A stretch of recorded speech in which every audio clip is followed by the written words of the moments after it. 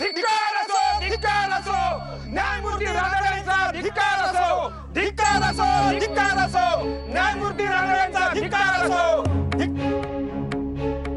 अरे कोण रे तुम्ही उपटसुंब? आणि आमची वाट अडवण्याचा अधिकार तुम्हाला दिला कोणी? तुझ्या पतीस देवाज्ञा झाली यात तुझा काय दोष? आणि त्यांचे पश्चात तूही मेल्याप्रमाणेच आयुष्य जगायचेस, हा अन्याय आहे। ते विधवा विवाहाचे कट्टर पुरस्कर्ते आहेत, पण दुर्दैवानं तेही विदूर झाल्यामुळे त्यांना या प्रश्नाची चांगली जाण आहे आणि म्हणूनच ते विधवेशी विवाह करण्यास नैतिक दृष्ट्याही बांधील आहेत। आमच्या आयुष्यातील हा फार मोठा डायलेमा आहे। वडीलधाऱ्यांचे मन दुखावणे आम्हास कधीच जमणार नाही आणि लहानांचे त्रास तर पाहावत नाही।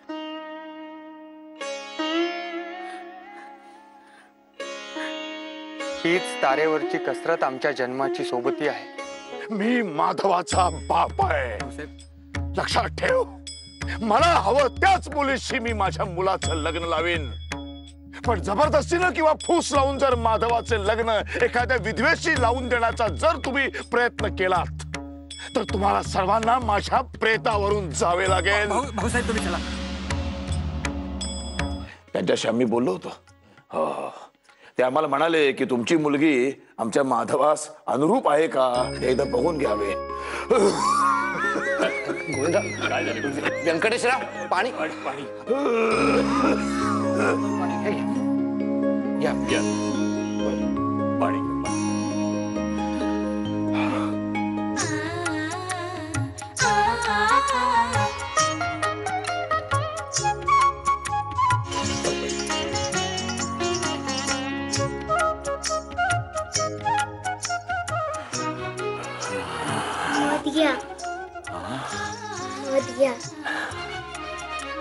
ते सगळे लोक थोरल्या मालकांना दमदाटी करत होते। काय? कोण हे लोक आणि कुठे झाले हे सगळे? अहो इथेच की, आपल्या ह्या वाड्याच्या बाहेरच। आणि विधवा विवाहाबद्दल काहीतरी बोलत होते। माधवचे सभेतले मित्र असतील ते। बरोबरच आहे त्यांचे। माधव त्यांचा मुख्य पुढारी, विधवांनी पुनर्विवाह केलाच पाहिजे अशी व्याख्याने देतो हा। हो हो ते खरंय। आणि हा स्वतः विधूर असून कुमारिकेशी लग्न लावण्याची बेत आखतात त्याचे वडील म्हटल्यावर चवताळणार नाही तर काय? पण थेट येऊन माझ्या जावयालाच दमदाटी करतात म्हणजे काय? विचारण्याची बोलण्याची काही पद्धत असते की नाही? तुझे संपूर्ण नाव काय? माझे नाव यमुना अण्णासाहेब कुर्लेकर। स्वयंपाक येतो की नाही? आई म्हणते सासरी गेलीस की करणारच आहेस ना।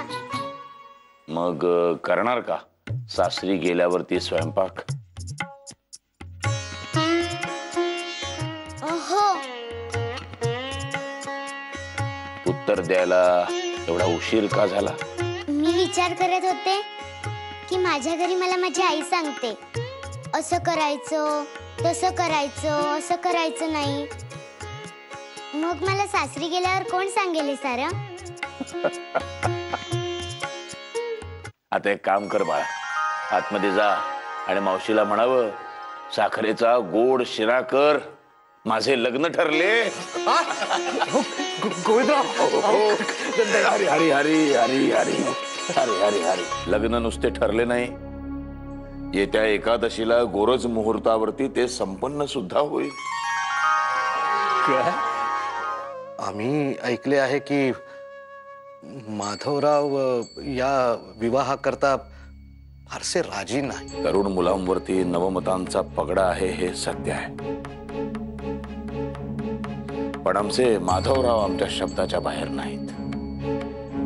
साहेब लग्न ठरले, ठरलेच नव्हे ठरलेल्या मुहूर्तावरच ते संपन्न सुद्धा होईल।